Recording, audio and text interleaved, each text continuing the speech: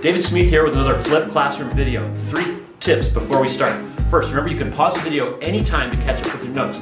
Second, you can turn on the captions below so you can watch my words go by on the screen. And lastly, you can play the video at double speed if that helps you get through it faster.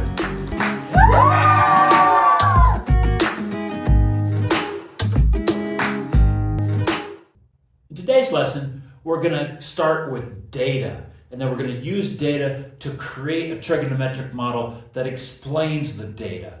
So as we've talked about in a couple of these videos and in class, that trigonometric models explain natural phenomena like tides, like phases of the moon, things like that. There's a lot of things in nature that vary according to trigonometric functions. So in this lesson, we're going to start with data points, and we're going to use those to generate a trigonometric function, an equation that explains or fits our data. So let's get started. So here's our scenario. What we've got here in this graph, here's our data, is we've got a number for the month. So January is 1, February is 2, March is 3, and so on all the way up to December, which is 12. And then this column is our data. And this is the average temperature in a town way up in Russia, right near the Arctic Circle. Pretty cold up there. So as you might imagine, it's pretty cold. In January, the average temperature is minus 47 degrees Celsius. That is really cold. So that's the average temperature for January. For February, it's minus 43, get a little warmer. For March, minus 30. And then from here out, it starts getting warm quite quickly. So by the time we get to July, our average temperature is 15.5. That's actually okay. But then in August, it starts dropping, till we're back in the minus 40 land. Okay, so this relationship of how temperature changes follows a trigonometric function. And so what we're going to do is we're going to write an equation that models this data. But we're going to do a couple things first. Okay, so check this out. What I've done here with this graph is I've just graphed the data that we have. So I carefully created my axes so that it holds all the points I need. So I go down to minus 50 there, and I really didn't need to go up too much further because our highest temperature is 15. So I got that covered with the 20 there. And then my horizontal axis, my x-axis, is just the month. So again, I'm incrementing January, February, March, April, May, and so on all the way to December. Okay, then I took my data points and I just went ahead and plotted them. And you can see this looks like a trigonometric function. It kind of rises more steeply, and then it shallows out and curves and then descends steeply. And you can see how next year it would just do the same thing, and it would go on and on down the years. So I want to ask you a question. Which function do you think this would be? Is this a sine function or a cosine function? Pause the video and think about that. Maybe flip back through your notes. If you notice that this function is not starting at the origin, that was the key point. So sine always starts and climbs, or if it's got a negative amplitude, it's going to drop first, but it's always going to start here. Cosine is going to start away from the origin and either climb or drop first. So you can see this one is actually climbing first. So that means that the amplitude is going to be a negative number on this function. So we already know a little bit about what we're going to do to write an equation for this data. And that's what we're doing. So now we need to figure out the values of our 3 key parameters. We've been talking about those in previous videos. There's the A parameter for amplitude. That's how far up or down it goes from the D parameter, which is the principal axis of the function. And then finally, we need to find out the period modifier, the B, that's actually inside the trig function. So let's do that. All right, so check this out. Here's our equation for amplitude. It's just the max minus the min divided by 2.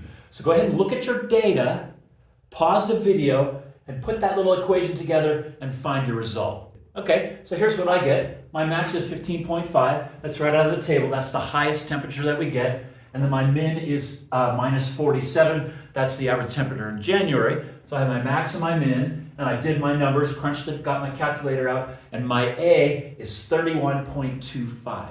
So that's my amplitude. Now let's take a look at principal axis.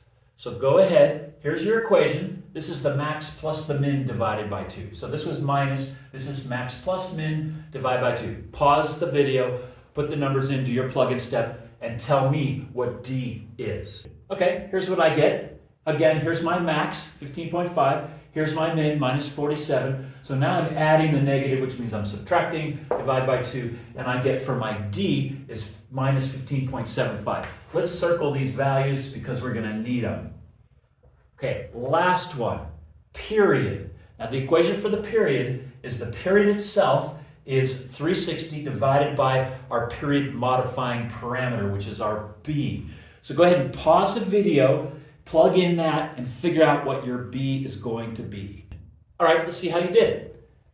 Our period is 12. That's how many months we have in our function. And that's taking us from the minimum to the other minimum. So it's capturing the whole cycle.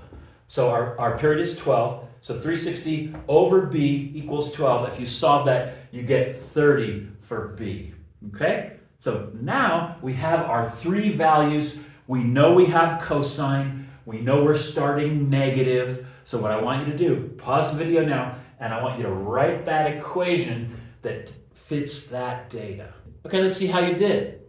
Temperature, this is average temperature, equals the amplitude, that's our A, times cosine of 30, that's our period modifier. Here's our X, that's our X-axis, that's our month, minus 15.75, which is our principal axis. Now, I left something off of there. Something's wrong with that equation. Critical thinking step. Pause the video, see if you can figure it out. Okay, let's see how you did. If you'll recall, I talked earlier about how since we're starting below the x-axis and rising, that's not usually how cosine works. When the A is positive, it starts high and drops. So that means that this has to be negative. And what that does is that's going to invert the function. So instead of going down and back up, it goes up and then back down. So that gives us the accurate function. Now we can do something fun here. We can draw our principal axis on here. That's minus 15.75. So that's right about there. I can just throw that across. That's D equals negative 15.75. And we're there.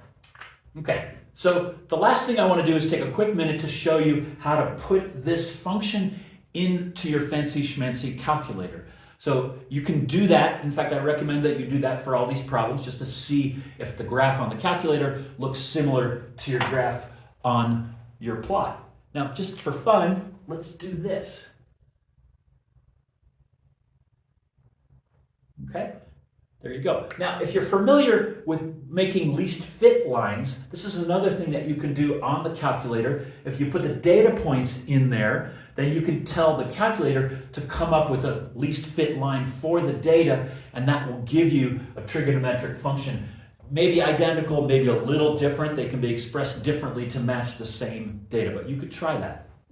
All right, here I am with my Ti-Nspire CX2. I'm going to go ahead and put that graph we just looked at on the board in the calculator so we can take a look at it and verify that it looks like the one we generated. So watch this. I've on graph. I'm just going to hit my enter key for graph. Now to actually enter in my function, I'm going to hit menu, and I'm going to graph entry and edit, and I like to just hit the numbers, and then function is 1, so I can hit the 1 for function. So now I've got my entry line here, and I'm going to go ahead and put in my function that we had up on the board a minute ago. So what we're going to do is minus 31.25, and then we do the trig function, and we want cosine. So right there, and now it's 30x for inside there. So 30, hit my x. Now I need to come outside, and we're going to do minus 15.75, minus 15.75. Hit my enter, and presto, there's my graph. I can go ahead and scroll in or out. This is where I struggle using the tiny little touchpad, but let's try some stuff here. And you can see, here we are with our graph. Okay, so this function is pretty straightforward. What we're doing is we're seeing the rise from the minus 47 up to the peak and then back down. And so this first rise is the one we put on the board. Now, each year we're going to get that same pattern. So that's what the graph is showing us. So there you have it. All right, let's do it on the Ti-Nspire Plus CE calculator. This is a little different than the Nspire, a little bit of an older platform, but just as capable. So to get this one, we want to start by pressing the y equals button. That's going to let us enter in our function. So I'm going to do minus 32.15. I'm going to press my cosine, and I'm going to do 30x. X is a little harder to get to on this calculator. Where is it? X is the green one on the store. So I'm going to hit alpha x, close my parentheses, and then do my minus 15.75. Now there is my, my function. Now if I go to graph, I'm going to hit the graph button, and presto, there's the graph.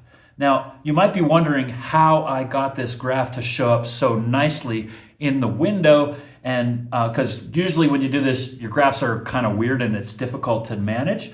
So what I do is I go to the window here, and I just set my max and my min to the values I needed to encompass.